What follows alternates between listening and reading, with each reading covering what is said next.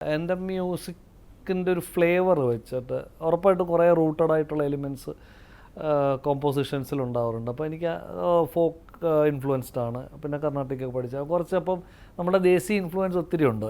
Plus ഞാൻ ഒത്തിരി international music കേൾക്കുന്ന ആളാണ്. അപ്പോൾ എൻ്റെ ബാൻഡിൻ്റെ സൗണ്ട് ആ പാട്ടുകൾക്ക് ഇങ്ങനെ ഒരു പൊതി വേണം, അല്ലെങ്കിൽ ഇതായിരിക്കണം അതിൻ്റെ അക്കോമ്പനിമെൻ്റ് എന്നൊക്കെയുള്ള കാഴ്ചപ്പാടും ഉണ്ട്. അപ്പോൾ ഒരു ഫ്യൂഷൻ എലിമെൻ്റ് മ്യൂസിക്കിലുണ്ട് എന്തൊക്കെ പറഞ്ഞാൽ. അപ്പോൾ ഞാൻ വിചാരിച്ചെന്നാൽ ഞാൻ നാടനായിരിക്കട്ടെ, ബാക്കി എല്ലാവരും മോഡേണും. അപ്പോൾ ഒരു ഫ്യൂഷൻ്റെ ഒരു എലിമെൻറ്റ് ഈവൻ നമ്മുടെ കോസ്റ്റ്യൂമിൽ കയറുന്നൊരു ഓഡിയൻസിനും അത് ഭയങ്കര ഒരു സന്തോഷമാണ്. അപ്പം ഞാൻ പ്രത്യേകിച്ച് പദയാത്ര പാടുമ്പോഴോ അല്ലെങ്കിൽ നമ്മൾ ഭാവം പാടുമ്പോഴോ ഒക്കെ അല്ല, അതിനൊക്കെ ഒരു ഭയങ്കര ഒരു അർത്ഥി നാടിൻ്റെതായൊരു ചുവയുള്ള പാട്ടാണെന്നാണ് എൻ്റെ ഒരു വിശ്വാസം. ഞാൻ അങ്ങനെ തന്നെ ചെയ്തതാണ്. അപ്പോൾ നമ്മൾക്ക് ഈ ഒരു വേഷം ആപ്റ്റായിട്ട് എനിക്ക് ബേസിക്കലി മുണ്ട് ഉടുക്കാൻ ഇഷ്ടമാണ്.